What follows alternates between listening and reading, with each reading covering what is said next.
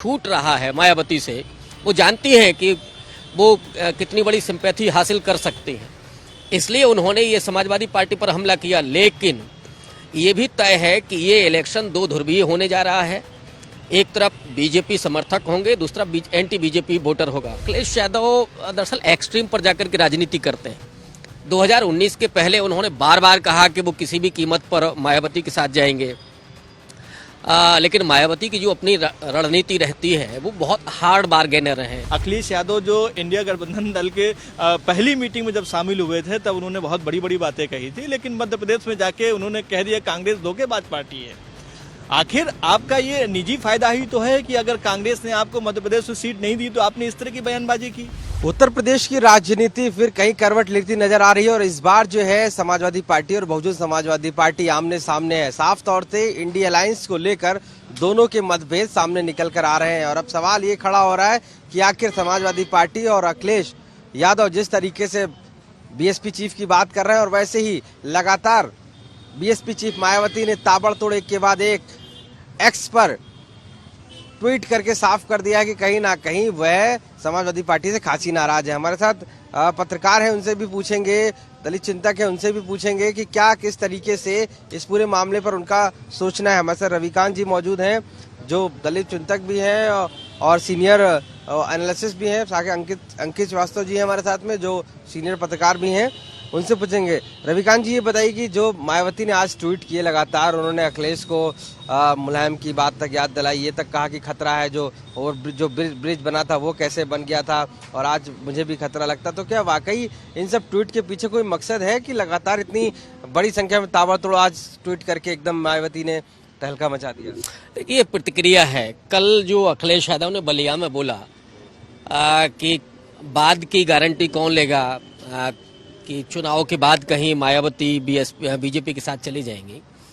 कल तो मायावती ने थोड़ा हल्का हमला किया था अखिलेश यादव पर, तो उन्होंने याद दिलाया कि मुलायम सिंह जी ने आशीर्वाद दिया था, वो अपने गिरहवान में झांक करके देखें। लेकिन आज मुझे लगता है कि तलखियाँ कुछ ज़्यादा थीं, जिसमें उन्होंने कई पुराने मुद्दे उठाए कि ये भी कहा कि सपा दलितों की विरोधी पार्टी है, अपने सिक्योरिटी को लेकर की बात की। तो मुझे गेस्ट हाउस कांड की भी याद दिला दी कहीं ना कहीं। तो क्या लग रहा है वाकई में गेस्ट हाउस कांड जैसी स्थिति फिर बन रही है? फिर अखिलेश यादव को इतनी बड़ी तलखी है कि उन्होंने अखिलेश को यहाँ तक कह दिया?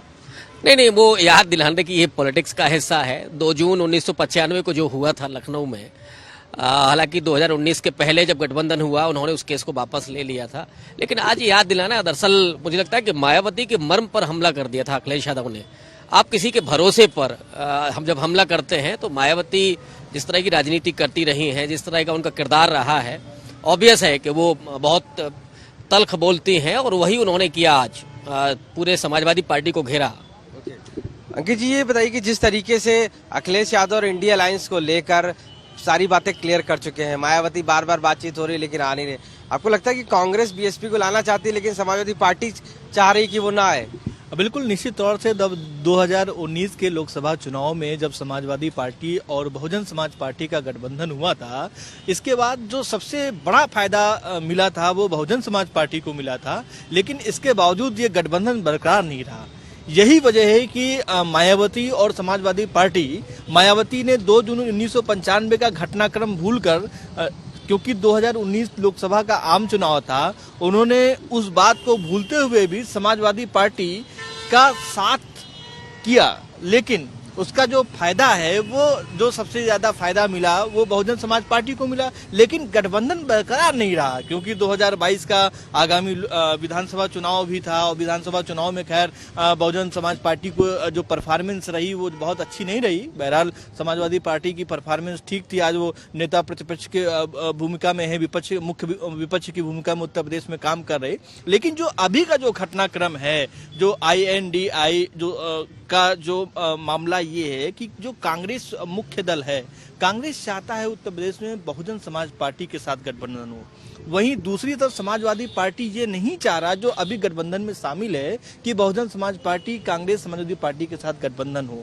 यही वजह है कि जो मायावती के बीच बीच में जो तलखी सामने नजर आ रही है, बीच बीच में यही प्रेशर पॉलिटिक्स बनाने के लिए मायावती इस तरह की बयानबाजी कर रही है। बहरहाल अगर एक बात हम आशीष जी आपको बताएं, आखिर वजह क्या है कि अब पुल का मामला मायावती उठा रही है? 2012 से 17 तक उत्तर प्रदेश में समाजवादी पार्टी की सरकार रही। 2013-14 के आसपास ये पुल का निर्माण हुआ। 2019 में आपने उसी समाजवादी पार्टी के साथ गठबंधन कर लिया। आखिर उस पुल को क्यों भूल गई उस समय? इससे पहले 2 जून 1995 की इतनी बड़ी घटना, जो कि कभी समाजवादी पार्टी और बहुजन समाज पार्टी एक मंच पे आ ही नहीं सकते थे, लेकिन कन्नौज में बहन कुमारी मायावती की पैर छुए डिम्पल यादव जी ने। एक जो मुलायम सिंह यादव की बहू है, अखिलेश यादव की धर्मपत्नी है, इस समय आशीर्वाद भी दिया था उन्होंने, आशीर्वाद भी दिया था। तो आखिर क्या वजह ये हो गई कि अब मायावती की प्रतिक्रिया पूरी तरह से बदल गई है? क्या चाह रहे हैं? कांग्रेस के जो नेता हैं, जो राष्ट्रीय प्रभारी हैं अविनाश पांडे, वो भी आए हुए थे, उनसे बातचीत हुई थी। उन्होंने कहा था कि बहुजन समाज पार्टी से भी बातचीत चल रही, लेकिन समाजवादी पार्टी 1% नहीं चाह रही कि इस जो गठबंधन का अलायंस में शामिल हो। अब देखने वाली बात ये है कि आगे का जो जैसे जैसे चुनाव का जो समय करीब आएगा, उसका परिणाम क्या रहेगा, ये देखने वाला रहेगा। लेकिन रविकांत जी, ये बताइए क्या आखिर वजह हो सकती है कि समाजवादी पार्टी बीएसपी के साथ नहीं आना चाह रही? कहीं ना कहीं तल्खियों की वजह। इंडिया अलायंस में वो चाहती कि दोनों दल आए, समाजवादी पार्टी भी है, बसपा भी है, लेकिन ये दोनों राजी नहीं हो रहे हैं। पहले से ही इंडिया अलायंस में समाजवादी पार्टी को लेकर क्लैरिटी नहीं थी, क्लैरिटी हुई भी तो अब बीएसपी का इशू आ गया। देखिए, इंडिया अलायंस में जो लोग हैं, खास करके मल्लिकार्जुन खड़गे हों, नीतीश कुमार हों, राहुल गांधी, विशेष रूप से चाह रहे हैं कि उत्तर प्रदेश देश का सबसे बड़ा सूबा है, 80 लोकसभा सीटें हैं, लखनऊ से ही दिल्ली का रास्ता तय होता है, ये सब जानते हैं। और उत्तर प्रदेश में बीजेपी को रोकने के लिए बीएसपी की ज़रूरत है।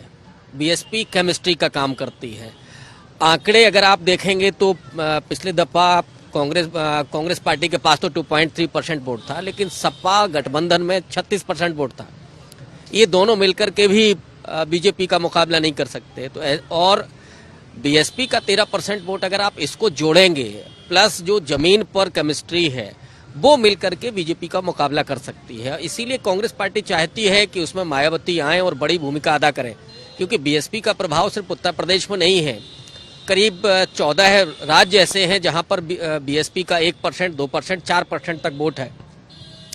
और जो दलित पॉलिटिक्स है, आइडेंटिटी पॉलिटिक्स है, उसका प्रभाव समूचे भारत में दलितों की एक बड़ी आबादी पर पड़ता है। और उस केमिस्ट्री को कांग्रेस पार्टी और इंडिया अलायंस बनाना चाहती है, इसीलिए वो मायावती की जरूरत को महसूस कर रहे हैं। लेकिन जो सपा की बात है, अखिलेश यादव दरअसल एक्सट्रीम पर जाकर के राजनीति करते हैं। 2019 के पहले उन्होंने बार बार कहा कि वो किसी भी कीमत पर मायावती के साथ जाएंगे, लेकिन मायावती की जो अपनी रणनीति रहती है वो बहुत हार्ड बार्गेनर है, ये तो हर व्यक्ति जानता है। जब अखिलेश यादव ने बार बार उस बात को कहा तो उन्होंने उस कमजोर नस को पकड़ा। मुझे उस जानकारी है, जो मीटिंग हुई थी दिल्ली में, जिसमें मायावती ने अपने प्रत्याशियों के नाम बता दिए कि भाई हमारे ये प्रत्याशी लड़ेंगे, बाकी पे आप लड़ लीजिए। उस समय अखिलेश यादव के पास बाहर निकलने का कोई रास्ता नहीं था। अखिलेश यादव उसी मुझे लगता है चुभन को महसूस करते हैं कि जो उन्होंने उनके साथ किया, फिर बाद में गठबंधन तोड़ दिया। इसलिए वो व्यक्तिगत तौर पर तलखी लगती। राजनीति में ये नहीं होता है, आपको बहुत सारी खुशियां और गम दबाने पड़ते हैं, कुछ कहना पड़ता है लोगों से, अंदर कुछ होता है। ये रणनीति अखिलेश यादव के पास नहीं है, इसलिए शायद उनके कल जबान से वो बात फिसल गई। बाद में उन्होंने फिर गोलमोल किया भी कि अगर वो आना चाहें तो आएं। ये नहीं होना चाहिए। तो कल की बात को ही मायावती ने पकड़ लिया और इसलिए फिर उन्होंने वो जोरदार हमला किया कि जो दलित वोटर, जो अति पिछड़ा, उनसे अभी छूट रहा है मायावती से, वो जानती हैं कि वो कितनी बड़ी सिंपैथी हासिल कर सकती हैं। इसलिए उन्होंने ये समाजवादी पार्टी पर हमला किया। लेकिन ये भी तय है कि ये इलेक्शन दो ध्रुवीय होने जा रहा है। एक तरफ बीजेपी समर्थक होंगे, दूसरा एंटी बीजेपी वोटर होगा। नहीं तो क्या बीएसपी जो है वो क्या चाहती है आखिर? क्या इंडिया अलायंस के साथ में वो जाना चाहती भी है? नहीं, और अगर जाती है तो समाजवादी पार्टी क्लियर कर चुकी है कि वो निर्णय लेगी अपना, यानी कि खुद का वो फैसला लेगी उसे करना क्या है। यानी अगर बीएसपी जाएगी तो समाजवादी पार्टी इंडिया अलायंस से अलग हो जाएगी। तो आखिर ये इंडिया अलायंस सक्सेस कैसे होगा? और बीएसपी और समाजवादी पार्टी के बीच जो रार मची हुई है इस समय, उसकी वजह से इंडिया अलायंस भी सक्सेस नहीं हो पा रहा है। तो कहीं ना कहीं ये पहले तो ये रार दूर होनी चाहिए और वो दूर होने का नाम नहीं ले रही। तो ये रार की आखिर वजह क्या है? जैसे पुल का भी मुद्दा आज उठा दिया उन्होंने, गेस्ट हाउस कांड की भी बात कह दी, कार्यालय में भी कह दिया कि खतरा है मुझे। इन सब बातों को उठाने का क्या मकसद हो सकता है? देखिए, मायावती बहुत हार्ड बार्गेनर है और इस समय वो सिंपैथी हासिल करना चाहती हैं और अखिलेश यादव की जो बढ़त है उसको वो कमजोर करना चाहती हैं। अखिलेश यादव के पास बड़ा वोट बैंक है, जो पिछले उसमें दिखा। मुख्य विपक्षी दल हैं, तो उसको कमजोर करने के लिए मायावती ये गेम खेल रही हैं। दूसरा, अभी जो चल रहा है, मुझे लगता है कि नीतीश कुमार और सोनिया गांधी ये दो शख्सियत ऐसी हैं जो मायावती और अखिलेश यादव को एक टेबल पर बैठा सकते हैं, बातचीत कर सकते हैं। होगा, अंततः होगा, क्योंकि मायावती हो समाजवादी पार्टी नहीं तैयार हो रही है। मकसद ये है कि अगर बीएसपी आ भी जाती है तो समाजवादी पार्टी नहीं तैयार हो रही है। उसकी पीछे वजह नहीं क्लियर हो रही कि आखिर क्या है इतनी। वो वजह मैं बता देता हूँ। पीछे चूड़ियां भी कसी जाती है ना कि आपको एक साथ नहीं लड़ना है चुनाव। भाई ईडी और सीबीआई जब बंगाल में जाकर के कोहराम मचा सकती है तो उत्तर प्रदेश में नहीं आ सकती। लखनऊ में क्या आने में उसको रोड नहीं मालूम है? क्या अखिलेश के ईडी और सीबीआई का डर है? दोनों का डर है भाई। फाइलें तो सबकी है ना। मैं वही कह रहा हूँ, जब वो बंगाल पहुंच सकती है तो लखनऊ का भी रास्ता मालूम है ना ईडी को। क्योंकि इंडिया अलायंस पर सक्सेस होगा नहीं, मुझे लगता है फिर इस हिसाब से तो। नहीं, ये अभी नहीं कहा जा सकता, क्योंकि मायावती बिल्कुल आखिरी समय पर अपने कार्ड खेलते हैं। और मैं अभी भी मुतमईन हूं कि वो इंडिया अलायंस में आएंगी, और इसलिए आएंगी कि उनको मालूम है कि दो ध्रुवीय चुनाव में जो भी पार्टी अलग रहेगी वही पार्टी खत्म हो जाएगी। तो जो मायावती अपनी संभावनाओं को नहीं खत्म करना चाहती हैं, आकाश आनंद को उन्होंने उत्तराधिकार सौंप दिया है, तो क्या वो 2027 नहीं देख रही हैं? एक बड़ा सवाल अंकित जी, क्या समाजवादी पार्टी को छोड़कर जा सकती है बीएसपी और कांग्रेस, एक अलायंस कर सकती हैं? देखिए, जो विपक्षी पार्टियां हैं, जो इंडिया गठबंधन बना है, उसका मुख्य मोटिव यही है कि प्रधानमंत्री नरेंद्र मोदी को सत्ता से हटाओ। अगर प्रधानमंत्री नरेंद्र मोदी को सत्ता से हटाना है तो जो जितने भी विपक्षी पार्टियां हैं उनको एकजुट होना पड़ेगा। ये मुख्य मोटिव है, ये आप सबको समझना होगा। लेकिन सबसे बड़ा सवाल ये है कि जैसे ही ये एकजुट होते हैं, इसके बाद सभी राजनीतिक दल जो विपक्षी पार्टियां हैं वो अपने निजी फायदे खोजने लगते हैं। अभी आपको याद होगा जो 5 राज्यों के जो चुनाव हुए उसमें अखिलेश यादव जो इंडिया गठबंधन दल के पहली मीटिंग में जब शामिल हुए थे तब उन्होंने बहुत बड़ी बड़ी बातें कही थी, लेकिन मध्य प्रदेश में जाके उन्होंने कह दिया कांग्रेस धोखेबाज पार्टी है। आखिर आपका ये निजी फायदा ही तो है कि अगर कांग्रेस ने आपको मध्य प्रदेश में सीट नहीं दी तो आपने इस तरह की बयानबाजी की।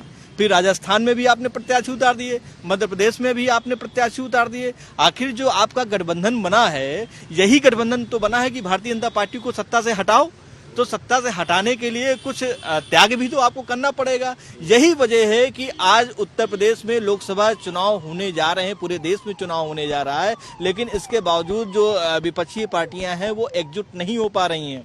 कांग्रेस का जो सबसे बड़ा मोटिव ये है कि कांग्रेस के साथ बहुजन समाज पार्टी आए। कांग्रेस इसके लिए प्रयास कर रही है। कांग्रेस के नेता लगातार जो सीनियर नेता हैं वो बातचीत कर रहे हैं, लेकिन अभी मेल मिलाप होने की संभावना नहीं नजर आ रही है। जबकि लगभग ये माना जा रहा है कि 10 से 15 मार्च के बीच कभी भी आदर्श आचार संहिता लग सकती है, देश में आम लोकसभा चुनाव की घोषणा हो सकती है। लेकिन अभी जो घटक दल हैं वो इसी तैयारियों में लगे हैं कि किसको कितनी सीट दी जाए, और वही भारतीय जनता पार्टी लगातार तैयारी कर रही है। आपको लगता है, रविकांत जी, आखिरी सवाल भी लूंगा आपसे, कि लगता है कि इंडिया अलायंस जो है वो बिना समाजवादी पार्टी के संभव होगा, या बीएसपी के बिना संभव होगा, या तीनों साथ आएंगे, या आपको लगता है कि ये ऐसे ही राह चलती रहेगी और तीनों अलग अलग लड़ेंगे? नहीं, देखिए, इनमें से सबको ये मालूम है कि अगर तीसरी बार नरेंद्र मोदी सत्ता में पहुंचते हैं तो इसमें से एक भी नहीं बचने वाला है।